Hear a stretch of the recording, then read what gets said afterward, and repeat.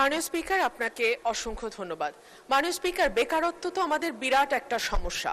সরকারি হিসেবে প্রতি বছর 25 থেকে 30 লক্ষ বেকার যুবক কর্মবাজারে প্রবেশ করে, কিন্তু বেসরকারি হিসাব বলছে এটি কোটির ওপরে।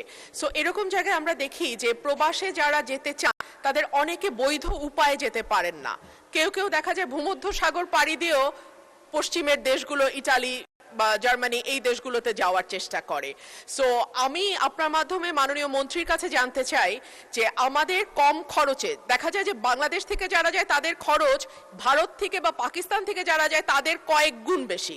সো এই খরচ কি করে কমিয়ে আনা যায় এবং প্রবাসীরা যাতে সরকারি চ্যানেল বা বৈধ চ্যানেল ব্যবহার করে বিদেশে যায়, সেই ব্যাপারে তাদের মধ্যে অ্যাওয়ারনেস বা সচেতনতা তৈরির জন্য মন্ত্রণালয় কি কাজ করছে? ধন্যবাদ মাননীয় স্পিকার।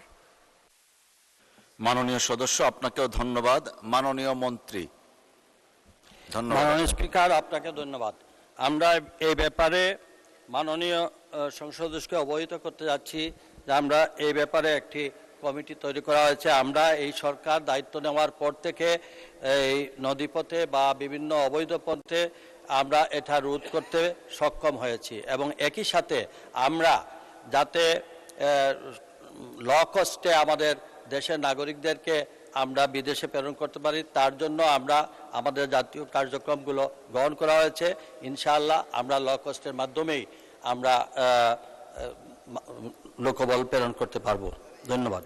এবং এই ব্যাপারে আমরা আমাদের একটি কমিটি গঠন করা হয়েছে, সেই কমিটির মাধ্যমে সার্বক্ষণিকভাবে মনিটর করা হচ্ছে। ধন্যবাদ।